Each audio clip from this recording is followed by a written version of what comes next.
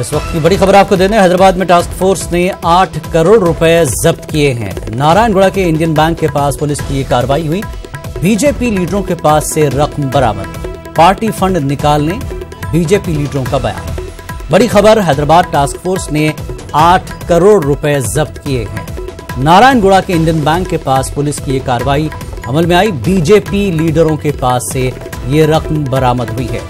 Party fund निकालने BJP लीडरों का बयान सामने आया है।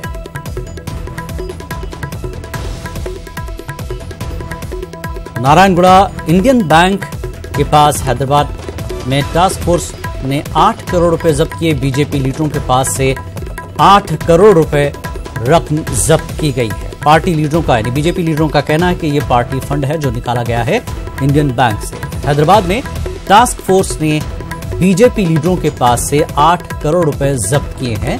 नारायणगुड़ा के इंडियन बैंक के पास पुलिस ने यह कार्रवाई करते हुए 8 करोड़ रुपए बीजेपी लीडरों के पास से जब्त किए हैं।